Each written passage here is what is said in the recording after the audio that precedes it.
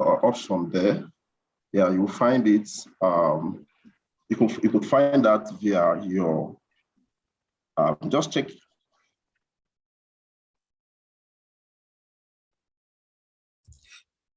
Hello, everyone. So it seems we lost Destiny there. Good evening, everyone. Trust your day has been good. And once again, welcome to our November YP monthly technical meeting. We're so glad to have you join us today. So just to continue from where Destiny stopped, indeed, this is a virtual meeting. So we just have few virtual meeting reminders just to ensure that we are aware of our environment while we are taking this call. So I'm sure we have few tips that's been displayed on our screen. So it's just to ensure that we comply by all of these tips. First of all, ensure that you don't take this call while you're driving, or you're joining the meeting while you're driving for your safety. So as much as possible, maybe you get to your destination before you join us. And also the section is going to be recorded, so you have an opportunity of listening to it some other time. Also, as mute your mic when you're not speaking, so as to avoid distractions while someone is speaking or the speaker is speaking. So ensure that your mic is always kept on mute. And also, just to help us monitor our chat box, we want to ensure that if you want to put a comment based on anything that's been said in the course of this discussion, please use C to drop your comment and use Q for your questions, so as for the moderator to help collate whatever comments or questions we'll be getting. And the raise hand button, Zoom has made it really easier for us. So you have the raise hand functionality if you want to speak, if you want to ask questions during the Q&A time. So please ensure you use the raise hand button, and our wonderful moderator will sure call you up to ask your questions or give your comments. So sit back and relax, and please, it's going to be an interesting discussion, interactive session. Our speaker is ready. So if you know anyone that's not here yet, please just drop the person a message. We've started our MTN for November, and you don't need to miss this. Yeah, thank you so much. So now I'll hand over to Dorcas, our YP chair, to help us with the recognition of our senior board members are present on the call.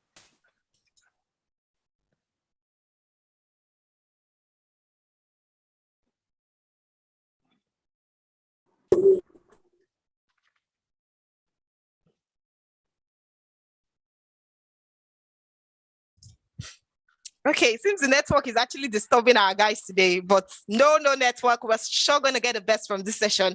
So I think she's off the call.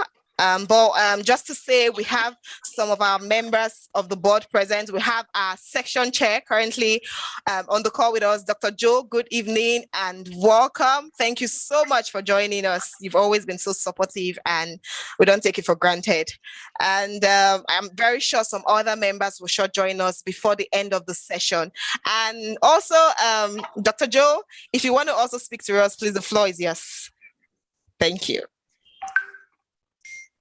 Yeah, good evening, everyone. Good evening, Good evening, sir. Yeah, I'm happy to be in your mix. Good evening. I just don't want to say much. I just want to watch you. I wish you a successful evening as you continue your monthly MTN. Thank you very much. Thank you very much, sir. And we also have one of our supportive and always being there for us, Mr. Isaac Nwankwa. Thank you so much, sir, for joining the YPs, for your time, for your data, for being here. Your presence encourages us to do better. Thank you so much for joining, sir. I don't see any other person on the call so far, any of our senior members, but if we do have you here, maybe you're joining with a device that does not show your name, we are very, very happy and excited to have you join us. Thank you so much. We can go ahead and move on to the next agenda for the day, please. Thank you, Isaac. Yeah, thank you very much, Sir Isaac. Really good to have you here. Okay, yeah, we're on to the next part of our MTM, and this session is all about introducing our beautiful moderator for the day. Is no other person than Christinoba Olotu.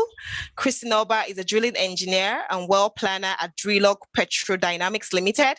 She specializes in designing optimum well path and carrying out engineering analysis for excellent well delivery.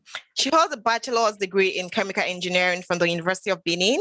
Christy is a budding researcher with interest in carbon capture utilization and storage CCUS, renewable energies and processes that improve human conditions. She also advocates the possibility of a better tomorrow for everyone, especially young people, if they show resilience and grit. Her hobbies include writing poetry, reading, engaging in purposeful discourse, listening to music, and making friends. Yeah, good evening once again, Christy. And we are so glad to have you moderate this session today. So we're looking forward to a wonderful session with you and our wonderful speaker. Please, the floor is now yours. Thank you. Good evening, everyone. It's really a pleasure for me to be here this evening. In fact, I find myself privileged to be the moderator today. So without further ado, we already know that the world has been speaking a lot, in recent times about energy, especially with a focus on renewable energy. And then for most of us young professionals, we are very much acquainted, with solar, with biomass, with geothermal energy. But do we know that hydrogen is a renewable energy option? This may also shock you, but McKinsey listed technologies to look out for in the future. And guess what? Ranking amongst electrification, agriculture, power grid, carbon capture, we have hydrogen right there. And it's a rare privilege to have a professional in the forefront of this emerging technology. There will be no more perfect experienced facilitator for this topic than the person we have here today. His name is Dr. Chijioke Mama. Dr. Chijioke Mama is a transaction advisor and the managing director of Myrecool Gas and Power Sectors for close to a decade, and has led and participated in diverse advisory and project implementation tasks in Nigeria, in Africa, Europe, and North America. Very impressive. In addition to several engagements in renewable energy development, his most recent engagements have been in natural gas commercialization advisory for upstream and midstream development, increasing rising debt and equity capital. Most recently, he has developed gas handling and commercialization strategy for several fields in Nigeria. Dr. Mama has built detailed commercial and financial business cases for ammonia urea plants, natural gas liquids, and compressed natural gas technologies in Nigeria, some of which have capex amounts reaching $1.3 billion US.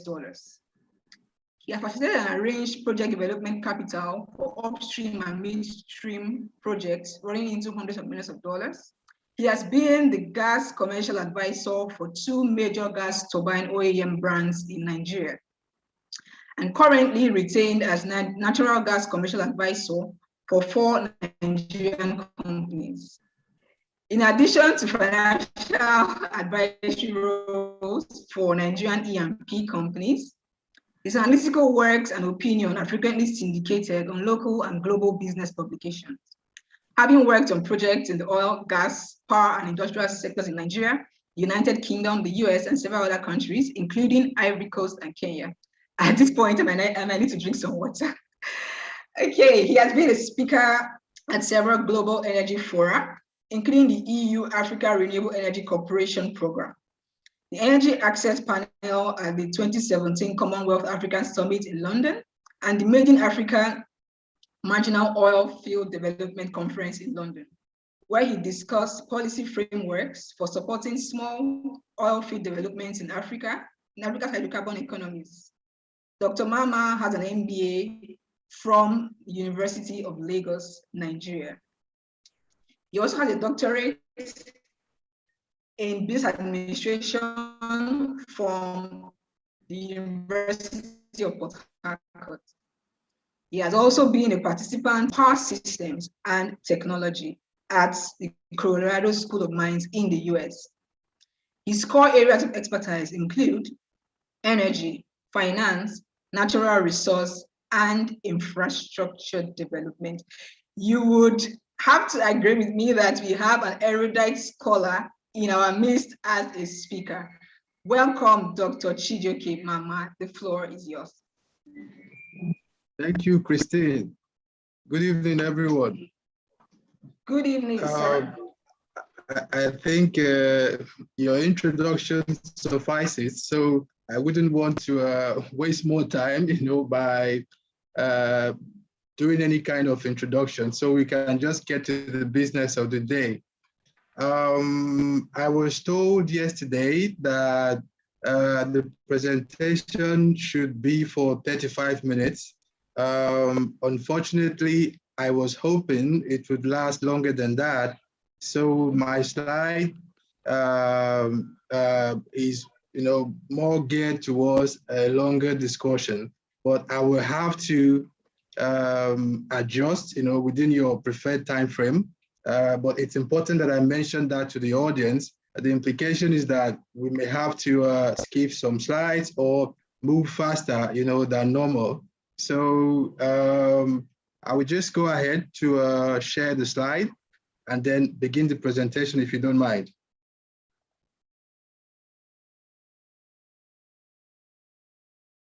You can stop Christine, sharing. Can you hear me, Christine? Yes, sir, I can hear you. Okay. So I'll go ahead and start the presentation, but I want to ask that once it's 30 minutes, you can let me know, so I can prepare myself for rounding up. Okay, like from your introduction, we could see that, like she said, our moderator said, you're an erudite of very packed knowledge of gas engineering, economics, and all that.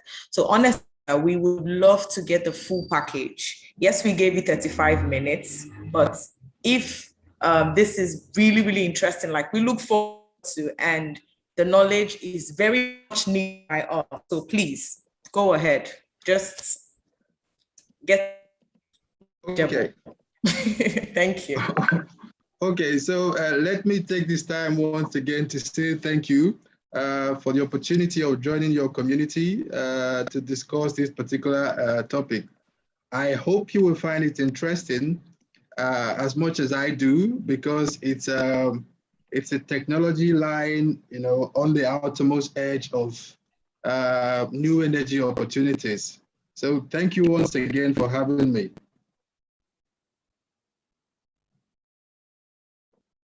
You're welcome.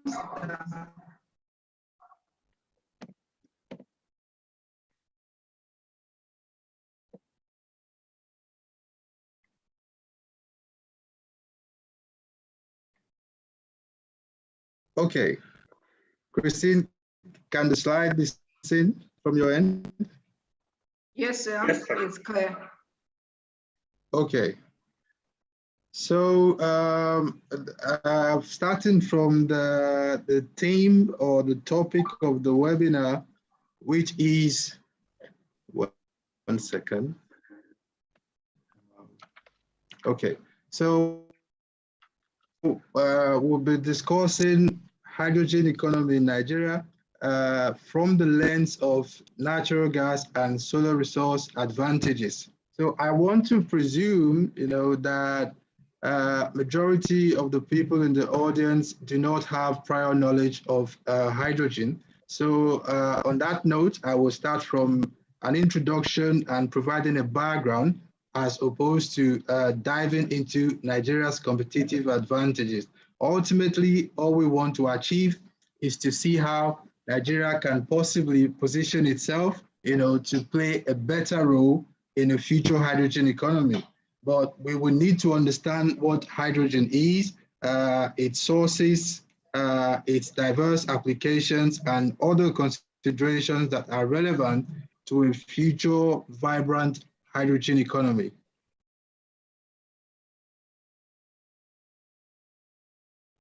So this is the outline, but let's not read it for reading's sake and move forward. hydrogen is often talked about these days as a substance of many colors or an element with many colors.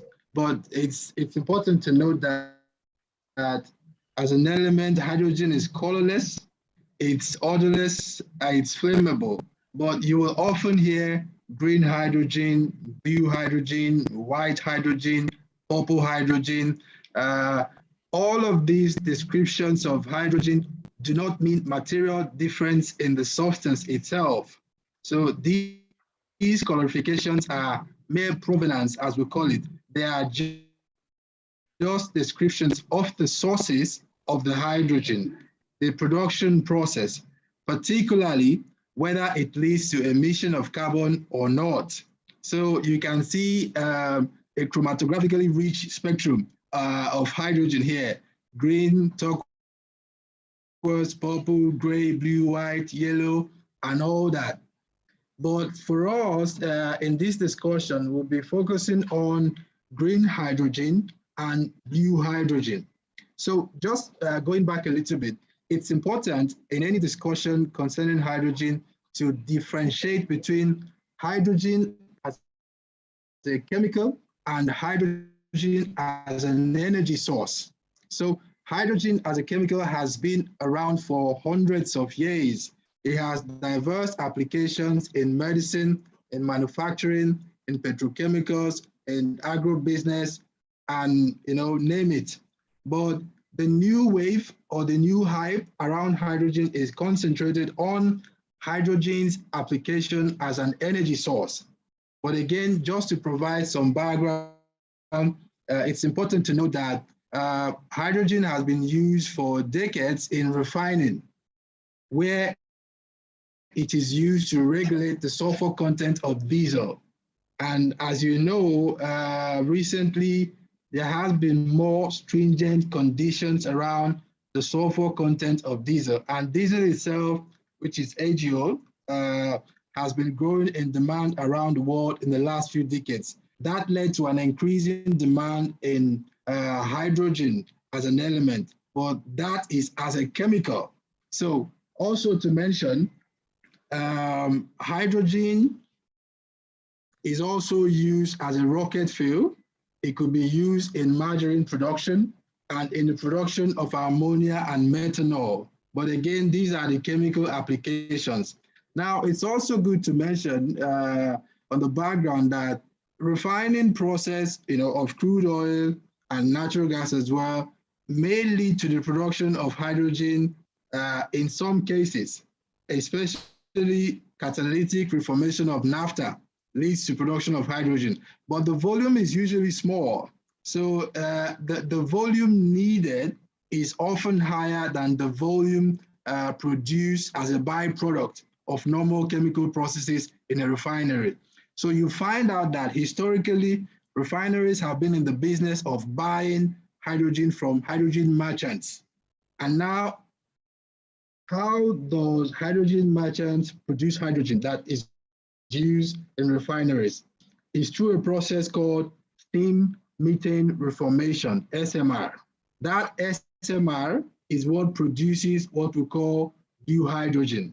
And this is, I think, because your association is a fossil-based industry association,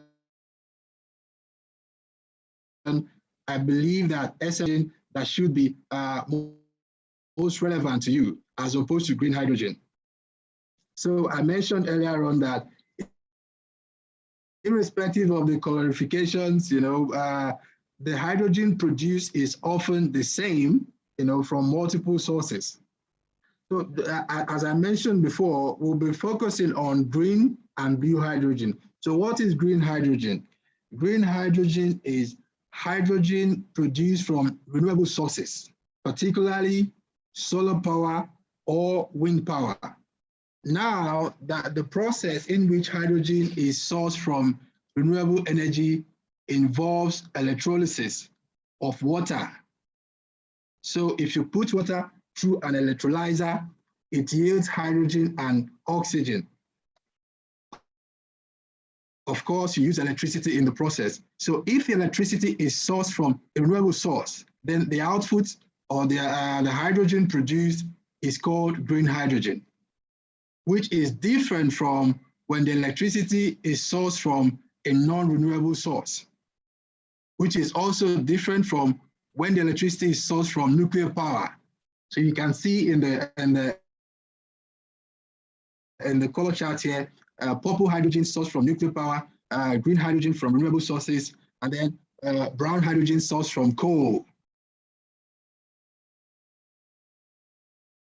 So before we go forward, it's good to understand, as Christine said in the introduction, hydrogen is considered the new form of energy, but it's not entirely new.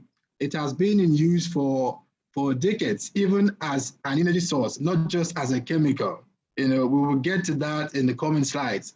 But you want to know where hydrogen is standing currently among other alternative sources of energy as we know them. So traditionally, the curve you see here was developed in the 60s by a man called Everett Rogers. So the argument here, which has been proven severally, you know, over decades, is that this curve is 60 years now, is that every new technology or every new innovation passes through 5 primary stages as it gains market share. So on the onset, you will have innovators who constitute a very small proportion, you know, of the people who accept or use this technology. Then you will see the early adopters, you will see the early majority, the late majority, and the laggards. So the graph is quite explanatory. So, but you can notice that there is a blue curve and there is a yellow curve. So the blue curve describes people's perception of new technology traditionally. You know, in my own terms, which you can see on the right side of the slide, there are skeptics, there are believers, and there are evangelists. So right now, hydrogen is still in its very early stage as an energy source. You can see the hydrogen symbol standing across the early adopters, but it is intended that if all of the hurdles and constraints facing hydrogen as an energy source are, if we overcome them, then hydrogen is expected to behave like the yellow curve you are seeing. So this yellow curve is the market share. Currently, the energy mix from a global perspective suggests that fossil energy constitutes about more than 80% of global energy use. That includes coal, oil, and gas.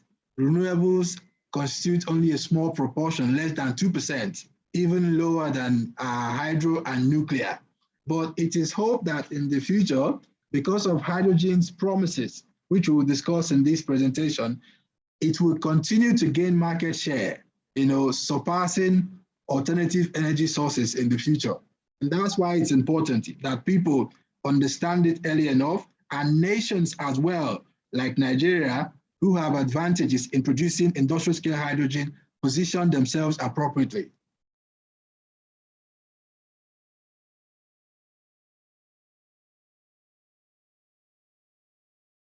So let's, 1 second, please.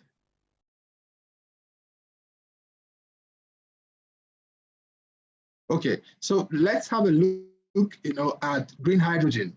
The schematic you see here describes the production process for green hydrogen.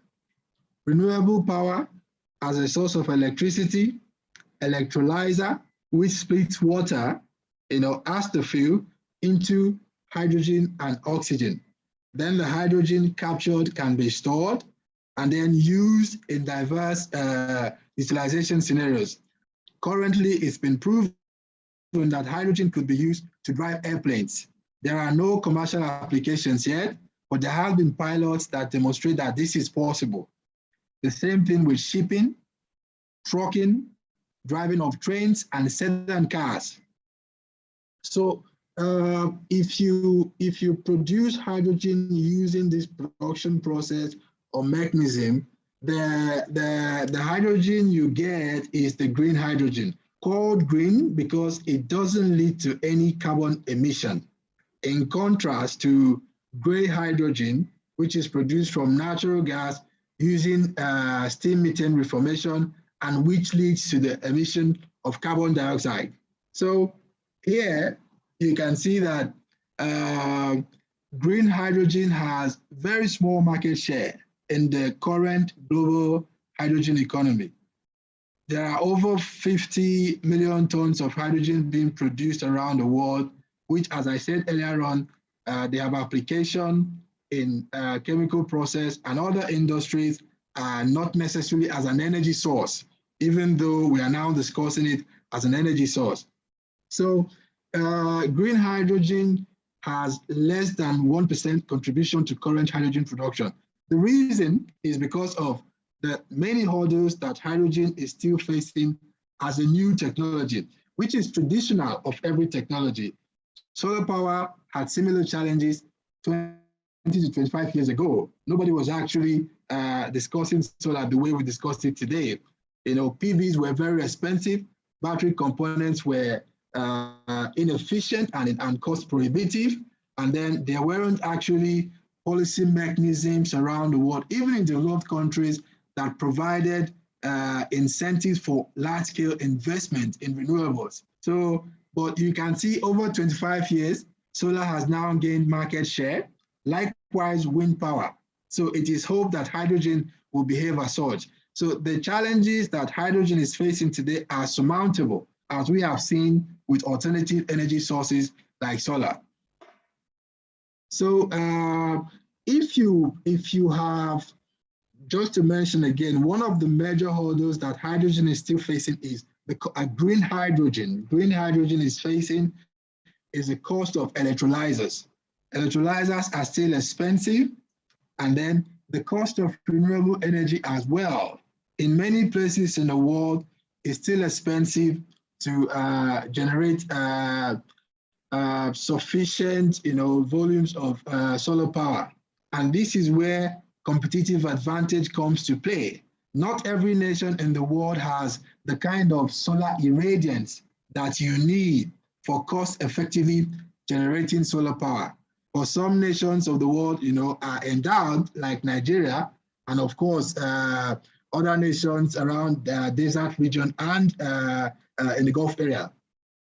So if you have a cheap source of electricity, imperatively, you're in a position to produce cheap hydrogen, given cheaper cost of electrolyzers.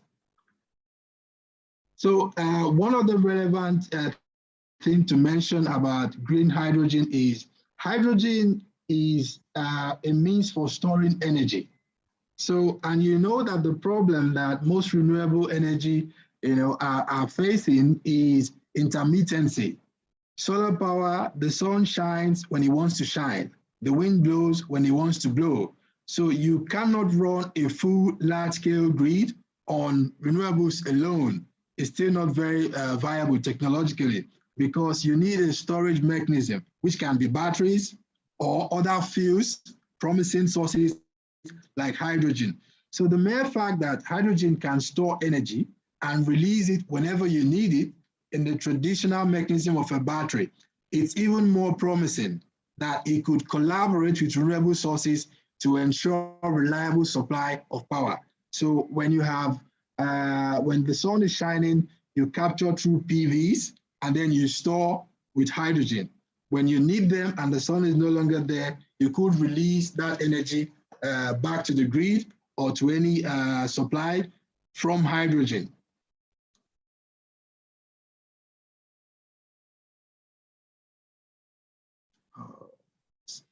One second, please.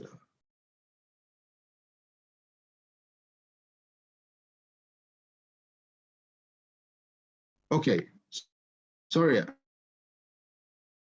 I was trying to enlarge the screen. So that's for green hydrogen. So for gray hydrogen, which should be of importance to this community, gray hydrogen should be contrasted with blue hydrogen. Gray hydrogen is hydrogen produced from fossil sources, such as natural gas. Most often, more than 90% of the time, it is from natural gas. So, but it leads to the emission of carbon dioxide, which in today's world is not acceptable. So, but if you have natural gas used to produce hydrogen, but on top of that, you couple a carbon capture and utilization mechanism, then the outcome is blue hydrogen. So CCUS, which was mentioned earlier on, is carbon capture, utilization, and storage. So if you're using steam methane reformation, which takes natural gas as its fuel and produces carbon dioxide and hydrogen, if you couple it to a carbon capture mechanism, and by doing that, you're lowering or eliminating the carbon emission from that process, then you have blue hydrogen. This is the commercially proven means of large-scale production of hydrogen as we speak today. The green hydrogen technology we discussed before has not attained commercial scale. So as far as hydrogen production is concerned today, it is predominantly sourced from natural gas. And this should be of interest to the oil and gas industry. So the challenge now that this industry faces is, how can we ensure that hydrogen can be produced from natural gas without emission? And that's an area that requires research and development, R&D efforts. Now, there is ongoing R&D efforts around the world, often led by fossil companies or oil and gas companies, to ensure that a technology emerges tomorrow that has the capacity to eliminate carbon dioxide emission in the process of producing blue hydrogen, not just capturing to some extent, but total elimination. And one of such technology is being promoted by a company in Canada, and the process is called in situ steam methane reformation. The essence of that technology is that instead of producing natural gas, as all of us know in this industry, and then subjecting it to SMR technology and then emitting carbon dioxide, that you can produce hydrogen while the natural gas is still sitting in the reservoir. If you do that, what you will emit is pure hydrogen while you leave the carbon on the ground. This company has carried out some pilots. They are now pushing for commercial scale production. And this should be exciting for everybody, in the oil and gas industry, because it provides a channel or mechanism through which natural gas can continue to play a significant role, even in the post-transition phase, not just in the transition. Currently, natural gas has an ambivalent posture because it emits lower carbon than most other fossil, like coal. It's some advocates of zero carbon, are tolerated, but others are saying the emission, the fact that it emits carbon at all, is unacceptable. But if we have a future hydrogen economy where hydrogen is the predominant source of energy, and this hydrogen is sourced in a climate neutral manner from natural gas, then natural gas finds a permanent position, for lack of a better word, in the post-energy transition era.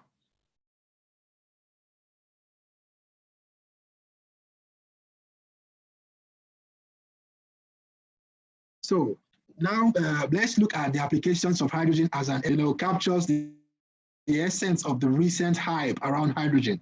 That hype is because when hydrogen is used to drive crafts generally, whether it is airplanes, ships, trucks, or small cars, it leads to zero emission. There are no COXes, no SOXes, no NOXes, no carcinogens, no all of these nitrous oxides, they are not emitted at all. So the only thing that emerges from a hydrogen, why it is gaining traction as a means of decarbonizing the transportation sector. So what you see here, the diagram you see here is your fuel cell electric vehicle, FCEV. And just to clarify, Fuel cell electric vehicles are electric vehicles. They are driven by electricity, just like your battery electric vehicles, your Tesla Model 3 and the likes of it. They are the same. The only difference is that while the power for battery electric vehicle is sourced from a lithium-ion battery, the power for a hydrogen car is sourced from fuel cell. And what happens essentially is that hydrogen stored in a tank within the vehicle is mixed with oxygen, your normal oxygen, in the fuel cell. And then it leads to what, technically speaking, in the cathode of the fuel cell, hydrogen is split into a proton and an electron. The electron passes through a route where it drives a motor that eventually drives the car, but it does return to the anode where it combines with the proton passing through the fuel cell membranes to form water.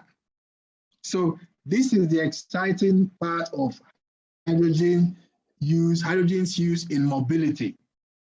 You fill your tank with hydrogen, it gives you equivalent performance when you compare that to internal combustion engines. But while the world is struggling with pollution, air pollution, and climate effect of internal combustion engine vehicles, hydrogen fuel cell electric vehicles do not lead to any kind of emission. And now there are other things that make this technology attractive. And just to mention, there are in places like Germany and the US, several cars are deployed, on the roads already, running on hydrogen. So it's not a futuristic technology or discussion. It's in use already, but it hasn't scaled. The reason it hasn't scaled is because of the hurdles I mentioned, which we will see in the coming slides. But the other attractions of this technology in mobility is that if you have a hydrogen fuel cell electric vehicle, it takes you about 3 to 5 minutes to fill your tank. In terms of user convenience, it's attractive. If you compare that to an internal combustion engine, for example, which takes 30 minutes or an hour, depending on the model or configuration of car you are using. And it's even worse when you talk about battery electric vehicles, the likes of Tesla. Those, unless you're using a fast charger, they take no less than 1 hour for you to get a full charge. And now, even with the full charge, battery electric vehicles do not compare to hydrogen fuel cell electric vehicles in terms of performance. As you can see in this slide, Toyota's hydrogen vehicle is called Mirai. It can achieve 317 miles on a full tank. You can compare that to a Tesla Model 3 that can only do 220 miles on a single charge. So these are some of the advantages or benefits of a hydrogen-powered vehicle that makes it a potential, disruptor in the future. Now, still talking about the applications of hydrogen as an energy source, it's also, it could be used, and it's already been used in some places in household heating, but it will require hydrogen appliance. But there has been pilot studies around the world checking whether existing natural gas or LPG-fired equipment can run on hydrogen, and the results are promising, very promising. So I know in the UK, a company called Worcester Bosch, which is a major player in the boiling industry, is already testing hydrogen equipment which could run on hydrogen for both household heating and industrial heating. But there are a few constraints. Some of the constraints is that hydrogen requires an odorant. As we know, natural gas in this country, we don't use natural gas for cooking or in households. We often do LPG. But in the UK, as you can see, 85% of homes in the UK use gas for central heating. And a reasonable proportion of households in the UK also use natural gas for cooking.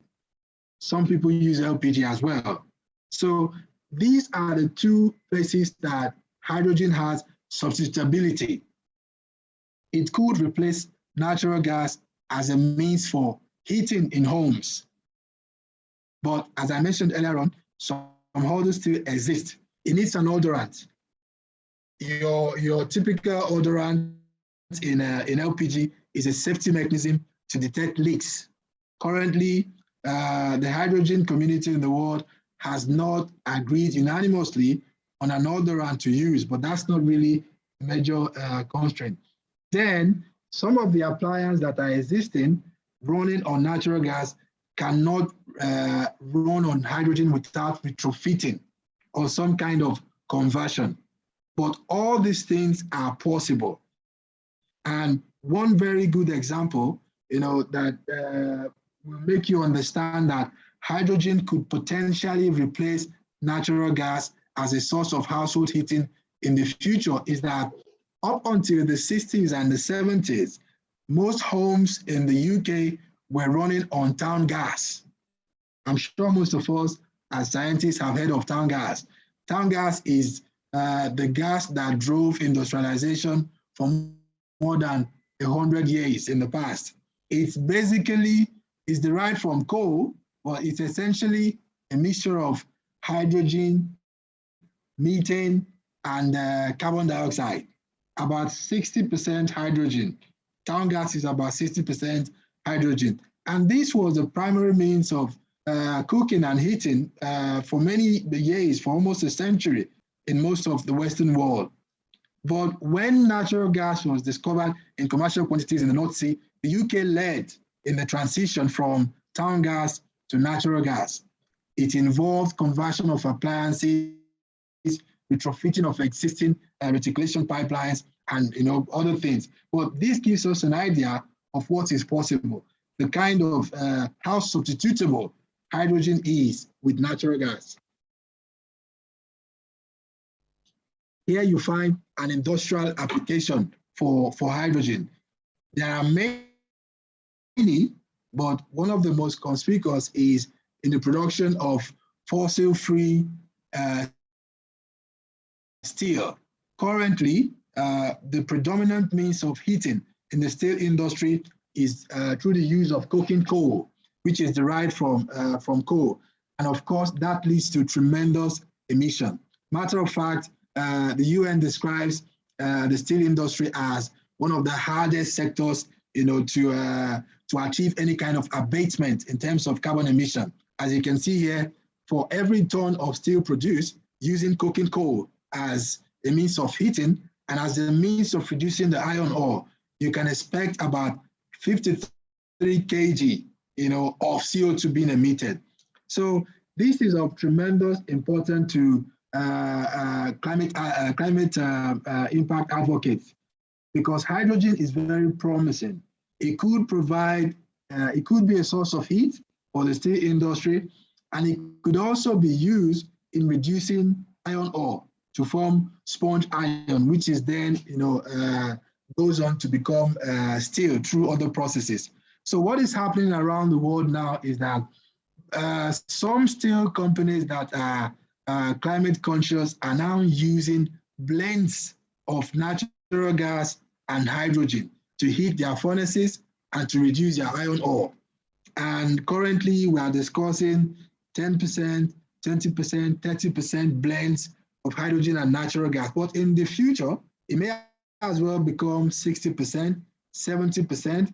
If hydrogen behaves as a yellow curve I showed you earlier on, it might as well replace natural gas as a source of heat and as a reducing agent in steel production. So now, I haven't talked about the uses or applications of hydrogen. Let's look at hydrogen's competitive advantages among alternative energy sources. We'll be talking about coal, natural gas itself, oil, nuclear, and others. So there are many advantages, but one is its storage potential, which I mentioned earlier on. The fact that hydrogen can store energy, which can be released, when needed, provides a very convenient means of large-scale deployment of renewables, which are intermittent, as I mentioned earlier on. Now, one of the other advantages is climate neutrality. As I discussed before, when hydrogen is used in automobiles, and that's the same case with even the steel manufacturing I mentioned, the only emission, or output you get is clean water, none of these other pollutants or carcinogens that we are all concerned about. So that climate neutrality makes it a potential replacement for most of the predominant alternative energy sources currently.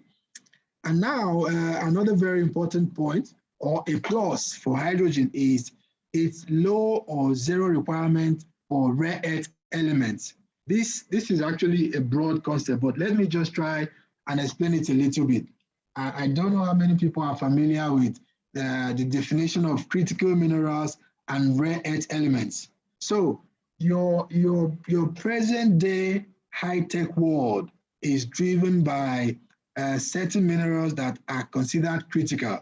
Critical because they are needed in a modern world or modern economy, but their supply is prone to potential disruption.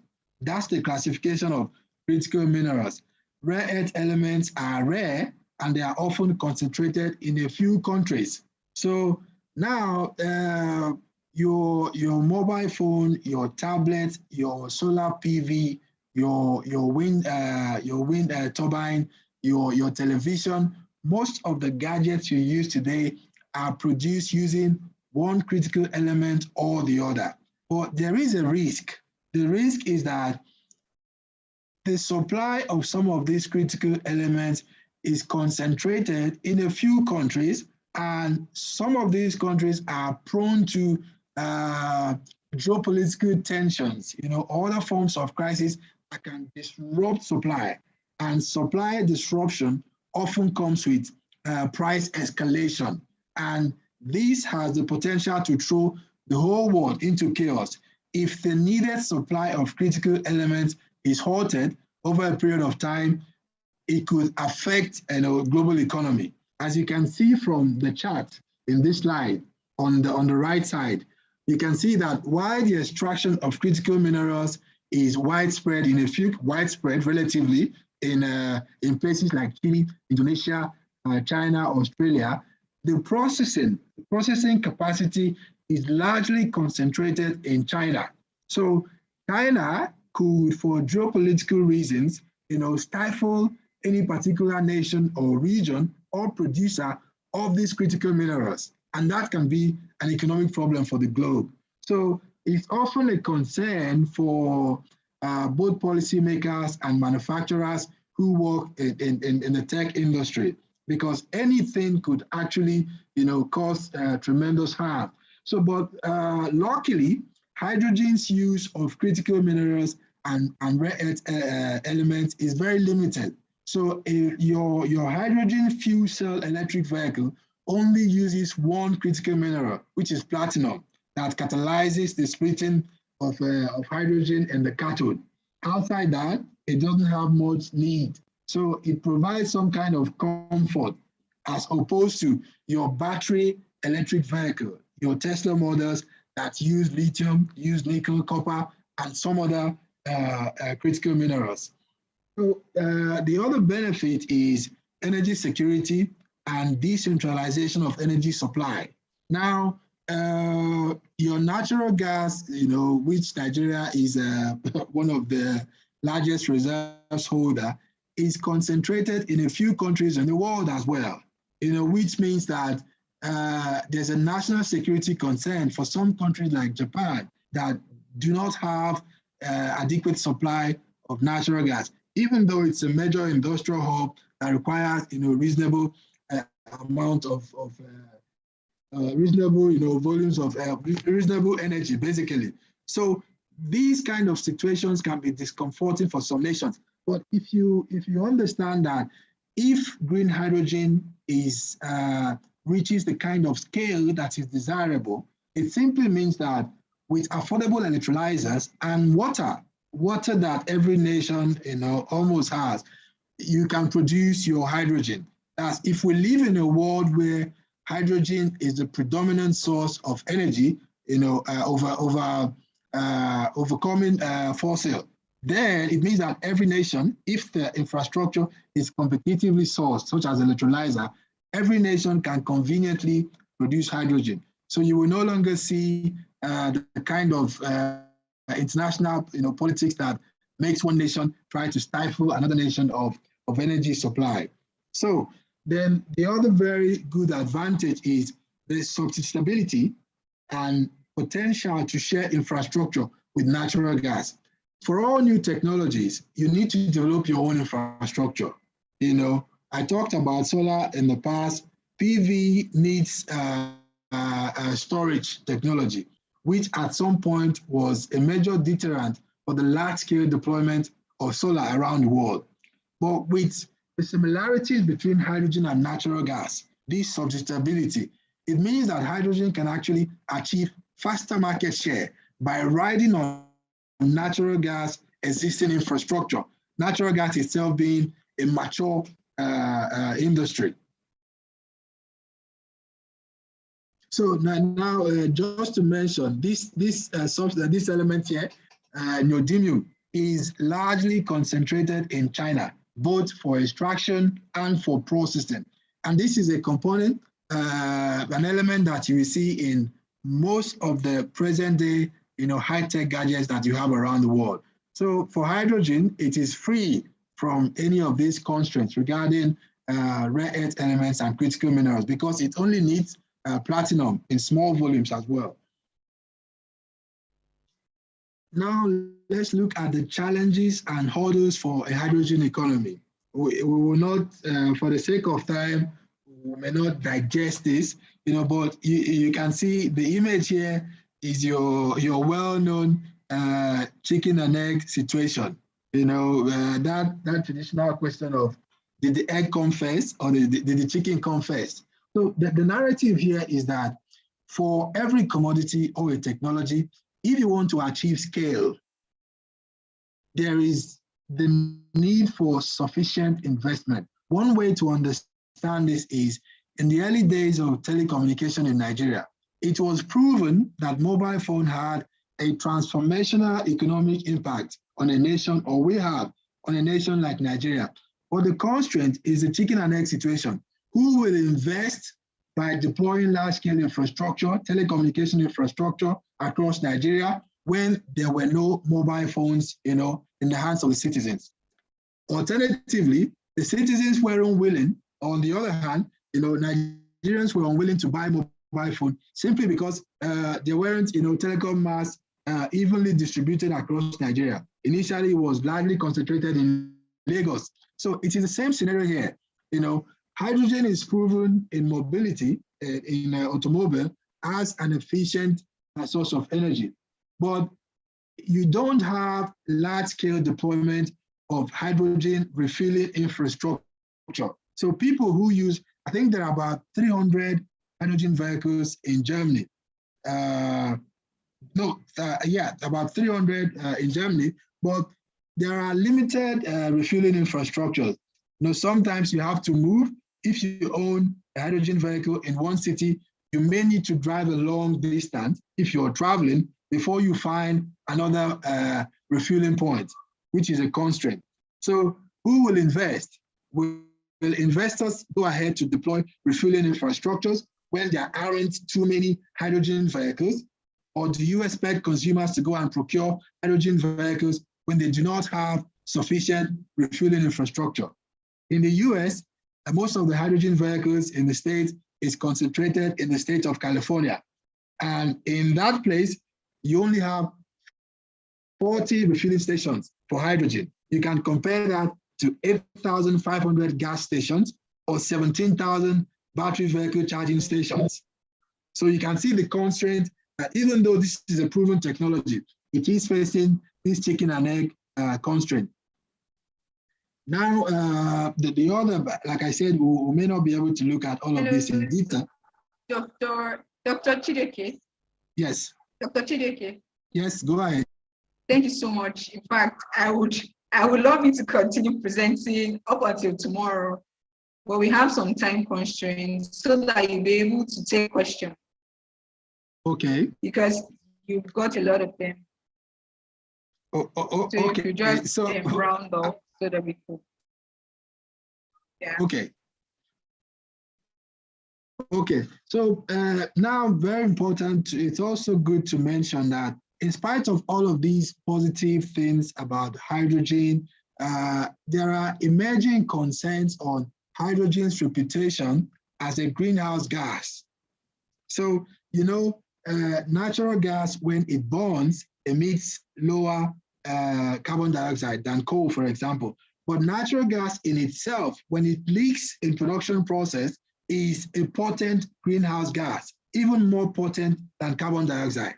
So hydrogen is facing a similar quagmire, you know, because hydrogen is believed to be a potent indirect greenhouse gas. It doesn't lead to ozone layer depletion in itself, but it could extend the lifetime of methane in the atmosphere, which is an indirect impact. So these emerging concerns may be a problem, you know, for hydrogen in the future.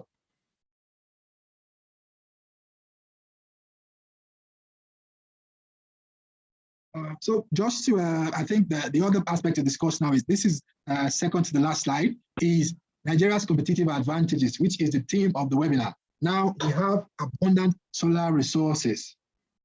The implication is that this is one nation where you can produce solar power cost competitively. And as I said earlier on, that also means that if the cost of electrolyzers, the capex requirement for electrolyzers are low, invariably you can also produce hydrogen affordably. In the US now, 1 kg of hydrogen costs $14. But a study conducted by the German Nigerian Hydrogen Office has demonstrated that across several places in Nigeria, you can source green hydrogen at $4 or $3 per kilogram. You can see the margin. So this is what we are referring to when we talk about Nigeria's competitive advantages. And the same thing applies to natural gas. We have abundant natural gas resource here. We are the 9th largest gas reserves holder in the world, largest reserves holder in Africa. NNPC alone has 1,700 kilometers of natural gas pipeline. So a future where hydrogen can be sourced competitively and in a climate-friendly way, sourced from natural gas, puts Nigeria in a unique position to lead in the industrial scale production of hydrogen. But the problem is that we currently don't have any policy mechanisms. Nigeria doesn't have any hydrogen strategy, and our natural gas, national gas policy, which was launched in 2017, does not make mention of anything around hydrogen, you know, which is absurd. So we should also think about leading in the kind of R&D required to make sure that hydrogen being sourced from natural gas, you know, becomes green in terms of efficient carbon capture, utilization, and storage. Definitely, private sector coalition will be required, and international collaborations will also be critical. So finally, what are other countries doing? The EU is anticipating that by 2050, given the kind of policy mechanisms and commercial frameworks that they are implementing, hydrogen may contribute 24% of world energy demand by 2050. Other nations have already started. Canada has a hydrogen program that not only hopes to grow domestic hydrogen use, but to make Canada a major exporter of hydrogen and also a major producer of fuel cell technology. In August, India announced its hydrogen program, and the same thing with Australia, which is a peer country in terms of natural gas production. So this is the last slide for the sake of time. I guess we can move into the Q&A section. Wow, thank you very much, sir. This is quite impressive. You know, for me, when you started the lecture, it seems like my chemistry textbook, New School Chemistry by Ababio, actually came alive. Thank you so much for this presentation. Yeah, we are constrained by time, so I will dive right into the Q&A. So the first question we have is from Glory. And she says that, does it mean that for this hydrogen to be produced, there needs to be a combined effort of wind and solar energy? No, what electrolyzers need, electrolyzers simply need electricity. So that electricity can be from a gas turbine, it can be from a wind turbine, it can be from solar PV. So you don't need a combination, anything electricity. The only thing is that when you use a renewable source of electricity, then you have green hydrogen, which is just a nomenclature. It doesn't change the material nature of the hydrogen produced. So, sir, basically, it could be that we could say that hydrogen actually cannot really be an independent source of energy because it actually needs another source, you know, for most of its processes of being produced.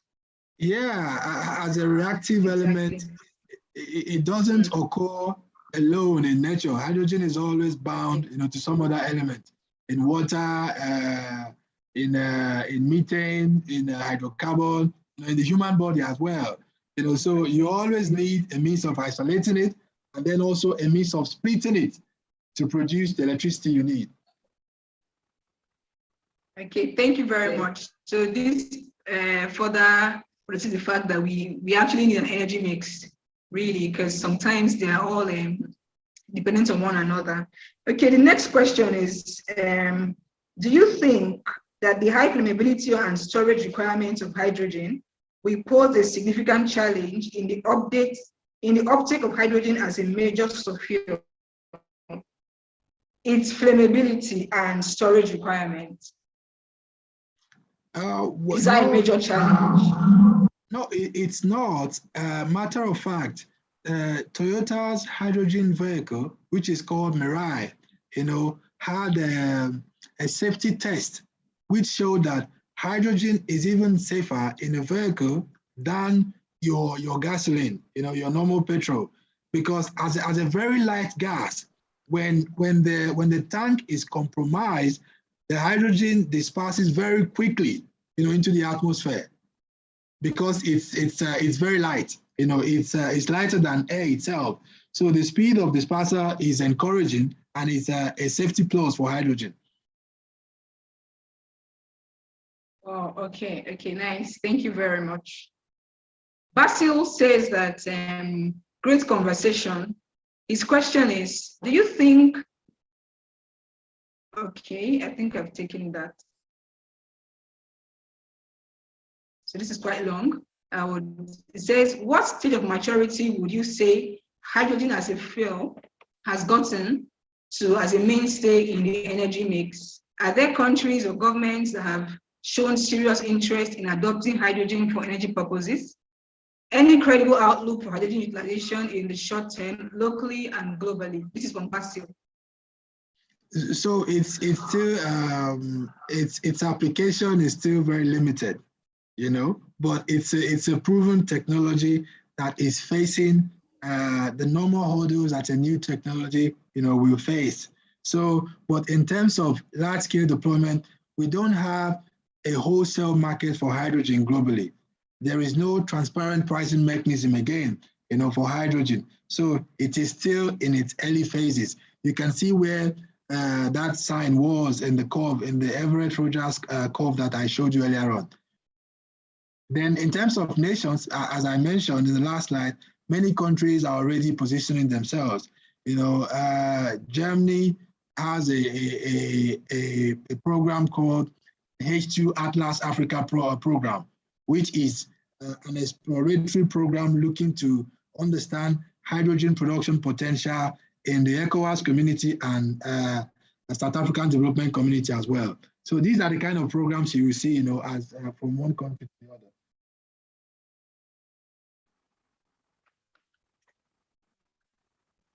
Hello? Yes, I can hear you. Go ahead. Okay, I thought I lost you for a bit. No, I'm here. Go ahead. Okay. So Kofi Itoro asks, on the topic of hydrogen replacing natural gas in the near future, considering the cost of infrastructure required for setting up hydrogen energy sources, is it profitable for Nigeria to ignore its available resource, natural gas, and invest in hydrogen? Well, that's a tricky question. So the thing is that even our natural gas sector has not been optimally developed. You know, so one will say that we should try to focus on making sure that you know, all of the kind of all of our expectations in the sector, you know, are met as a nation. You know, but that's not to say that we should be mindless of where the world is going. You know, and that's the essence of having a hydrogen strategy. If you have a hydrogen strategy, then there will be mechanisms within that strategy that makes the nation position itself for a potential transition in the near future. I mentioned how the UK moved from town gas to natural gas. And currently, there is a program in the UK that is trying to replace iron pipes with HDPEs, the high density polyethylene pipelines. That program is making reticulation pipelines in the UK to be hydrogen ready, even though that was not the intention, you know, but hydrogen attacks iron pipes. So it seems as if the UK is already preparing for a future that may be driven by hydrogen. So as a nation, we should push our natural gas sector. And as I mentioned, a vibrant natural gas sector invariably implies, you know, a capability to play competitively in a future hydrogen economy. Thank you. Thank you very much, sir.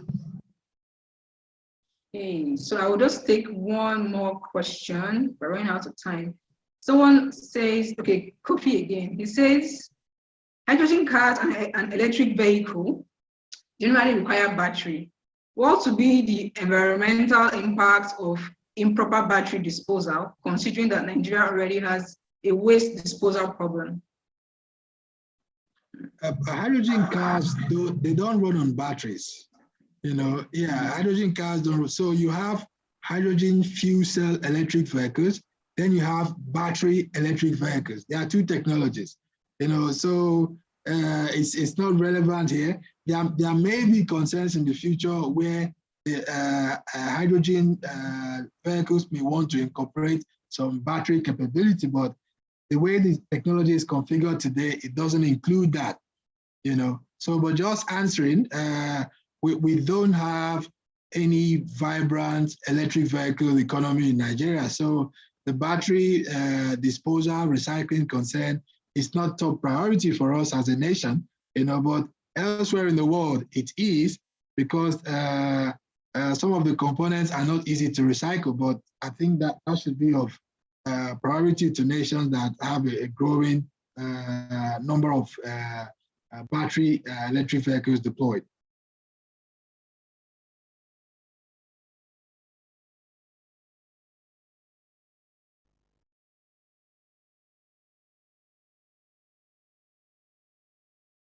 Hello. I think we lost Christine. Hello, sir. Yes, go ahead, please. I think we lost Christine. Okay. Thank you so much. Thank you. We sincerely do appreciate your time, your lecture. It was very, very impactful and quite an interesting session. Like, I totally even forgot about the time constraint and all that. So thank you so much. Thank you, sir. We sincerely appreciate. Please, before Christine, thank you.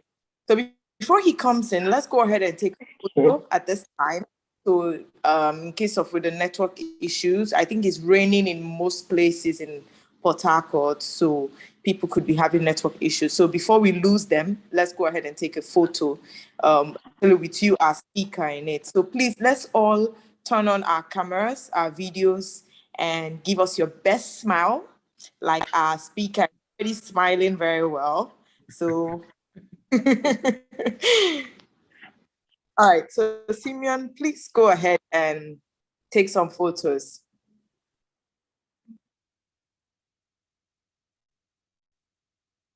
Good. And we have Kristen back.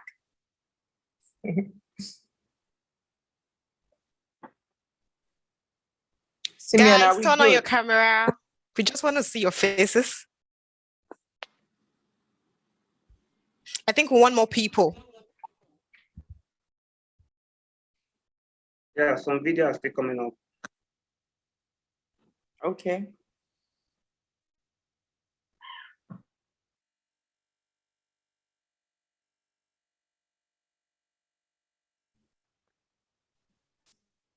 Maybe I should start calling.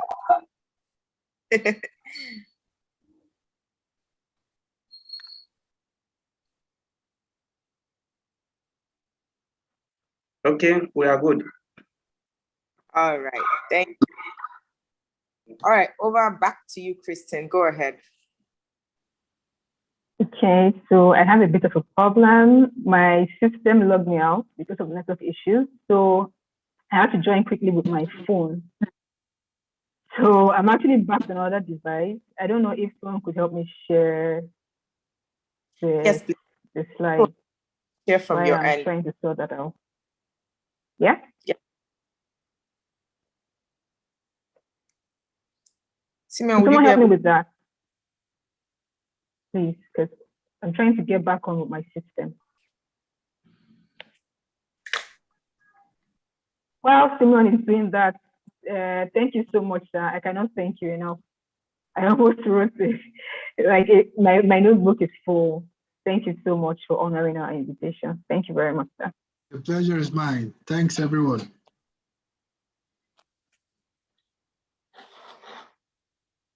I think the next thing is membership drive. Okay. Do we go on with that? Yes. Yes, go on. Okay, so I don't know who is to anchor that. 1 minute. Is supposed to, but she is also having network issues, so I'll just take it. Thank you, Simeon. Thank you. Our proactive secretariat. Thank you very much, Simeon. All right, so just in case you're joining us for the very first time, or you've joined us before, but you don't know who we are SPE, Society of Petroleum Engineers. We would want you to join us to be a registered member of SPE, or those of us that are already registered members, to give you a reminder that you need to renew your membership for 2022. Okay, so SP is a place for all today's oil and gas or energy industry professionals and students, regardless of experience or course of work, right? So what type of membership do we have in SPE? We have our student membership for those in the university. We have recent graduates for those that just graduated from the university. So they transition from being a student member to a young professional member as a recent graduate, right? And then also we have our senior professionals. And what are some of the benefits that you gain from being a member of SPE? First of all, you're going to have strong industry network opportunity to get to network with industry leaders and peers and mentors, right?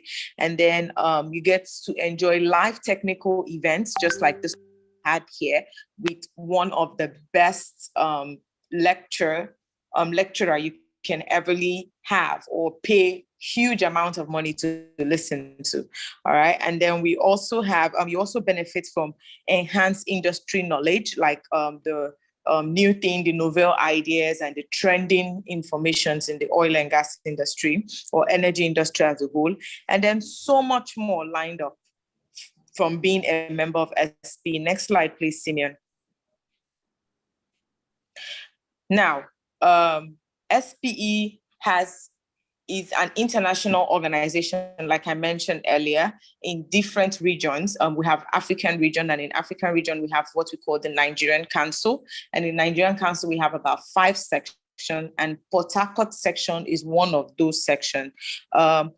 What is Port Harcourt section? SP Port Harcourt section is the second largest in Nigeria, with coverage of over 6 states, 12 student chapters, actually now is 13 student chapters, with a membership strength of over 1,206 professionals and 1,701 student members.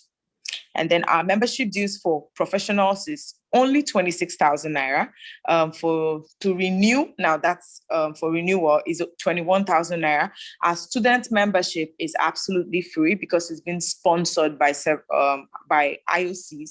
Although independent school, you might pay a little token. For those of our students here, you might pay a little token for the registration process to be done for you in your school, or for your certificate printout, but your membership while you're a student for the next 4 or 5 years is absolutely free. All right, how to join us? We have our link there, our membership link there that you can click on, and it will direct you on what to do. Or you can make your inquiries by reaching out to our membership chairperson, our membership team for the section. We have Engineer Moses Alum, he's the membership chairperson. And then we also have Marianne Augustine as the assistant membership chair. All right, or you can reach out directly to our SP Port Harcourt Secretariat on the emails provided right there. Next slide, please, Simeon. And that's it. But for our young professional, if you have any issues with your membership, or you want to renew, or you need guidance, you can also, if you can't reach out to Mr. Moses, our secretariat, or Marianne, you can also reach out to Obianoju. She's our membership team lead for the young professionals, or even myself as a young professional, and I'll direct you, young professional chair, and I'll direct you to the right person. So all our listeners and attendees on this call, looking forward to having all of you as a registered member of SPE, so you can get to enjoy all these benefits we just mentioned and so much more. Thank you very much. Back to you, Kristen, to do what you know how to do best. Okay. Simeon, can I see? I think the next thing we have is announcement. Right, so there are a lot of awesomely prepared activities for us, you know, for the month of December, and one of which is the Women in Energy organizing a program that's titled Build Your Brand, Boost Your Career. You really, really do not want to miss this.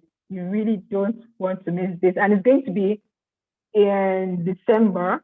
Tomorrow is December, all right? So you just have like in 2 days. Kindly register. I don't know, Simeon, could you put the link? You know, or you could see the flyer on the screen as well. Kindly register and attend. We also have something for the autumn YPs, a high intensity interval training. Also in December, it's going to be on the 1st of December. And in fact, you know, as you feed your mind, you also need to feed your body and exercise. This is a really great opportunity to do aerobics with young people like yourself. You know, I would love to see you there. Also, for the 2021 SPE week, we are organizing a charity visit to orphanages. So we're going to be visiting 2 to 3 orphanages. And on the 3rd of December, December is really going to be an awesome month, and I can't wait. So the link is also there. You could check. I mean, if you don't have it, you could do like a screenshot of your screen, you know, and then register for it. We also are open to donations for the people in the orphanages, and then you can do the drop-off of items at the SPE house at Transamadi in Port Harcourt. Also, the aerobics is going to be at 6:30 a.m. on Saturday. Saturday is just by the corner here, so please let's not miss out. Thank you. that is it for the announcement. Dorcas, do you have anything to add? Sorry. Okay, just to mention, for our young professionals, especially those serving core members, from tomorrow, 1st of December, you can apply for a membership waiver. Just thought I should let us know that for those of us, especially core members or young professional members that are in transition. All right. Very awesome opportunity. Thank you so much, Dorcas. Please let's not miss this opportunity. If you are a core member, here you can also reach out to your colleagues to tell them of this wonderful opportunity. It doesn't come every time, to take advantage of it. Okay, so next we have our Kahoot game, which is going to be handled by our game master, Gerald. Okay. Is he on the call? Yes, he is. Okay, please.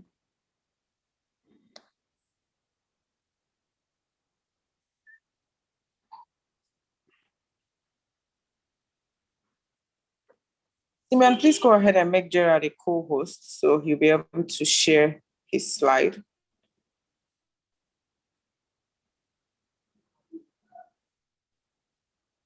I just saw him. It looks like we lost him. It's not on the call. Yeah, it looks like we lost him. Okay, so do we skip that? Yeah, just move on to the next one. Okay, Simeon.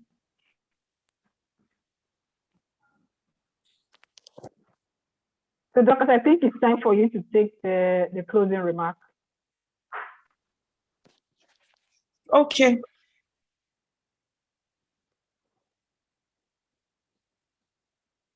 So, once again, I don't see Dr. Chijioke on the call anymore, but thank you so much, Dr. Chijioke, for your time, for your volunteerism, for your knowledge.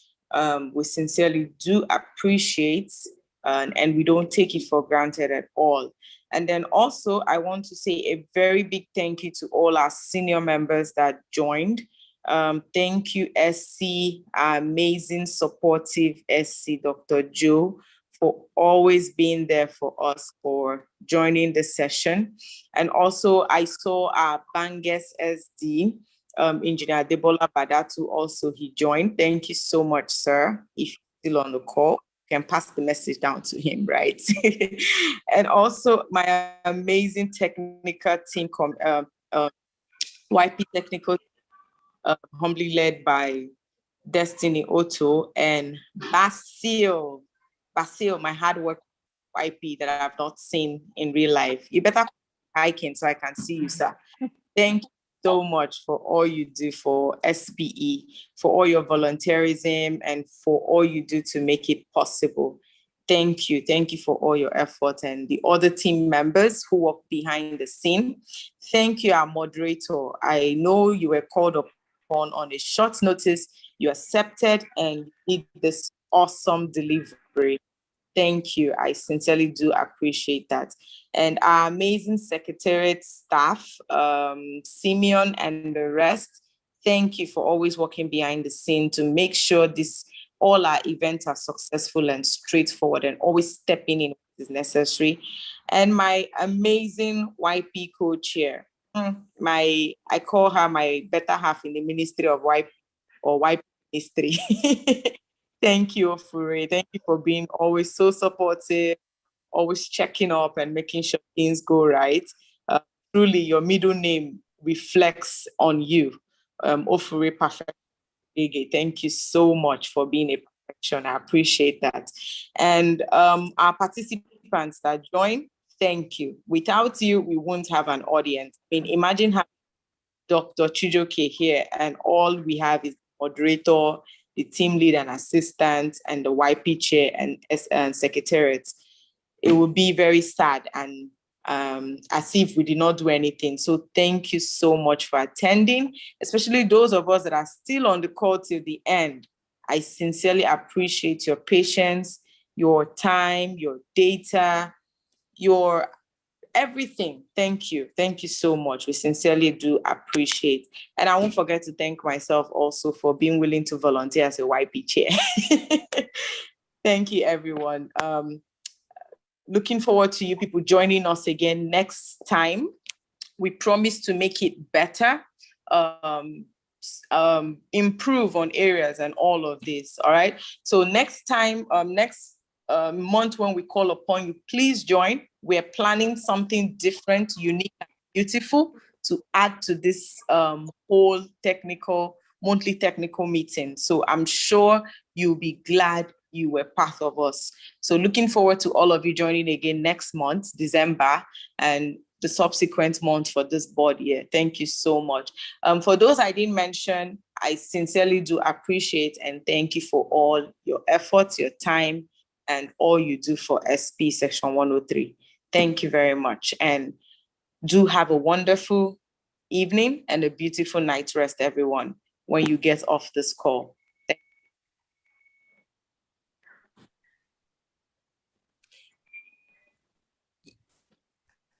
Yeah, I don't know if you guys can hear me, but please let's not miss Saturday's aerobics day. It's going to be fun. So please, if you are in PH, make sure you don't miss aerobics day. We'll post the direction to the venue on the Telegram group and every other social media platforms that we have. If you're in PH, and it's not just open to YPs, if you're a student member, if you're a professional member, make sure you are there. It's kind of like a physical hangout for us for the month of December. So ensure you're there. Even invite your friends. Let's come exercise. Let's come practice work-life balance. You don't only just sit on your decks and work. You also need to exercise. Thank you very much.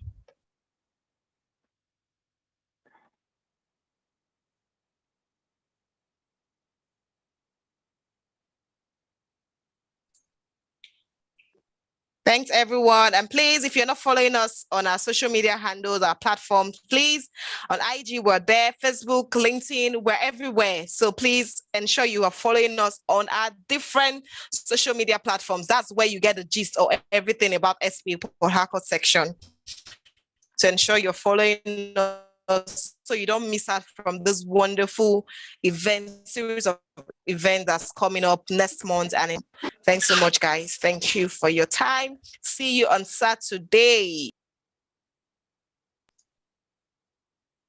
Okay, so closing prayer. So indeed, we can just say 1 minute, and we still have few people on the call, but just 1 minute, and please, let's just say our prayers in our mind. Sure, we have a mix of religion here. So the next 1 to 2 minutes, let's just say a prayer in our mind before we go. In your own different religion, just say it, and after that, we'll call it a day.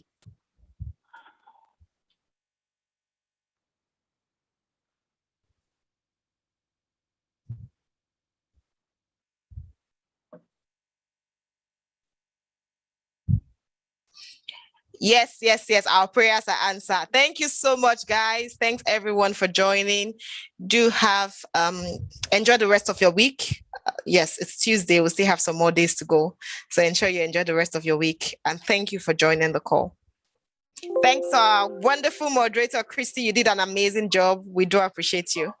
Thank you so much. Thank you so much, Jeffrey, for your support. Thank you. Thank you, everyone. All right. Thank you.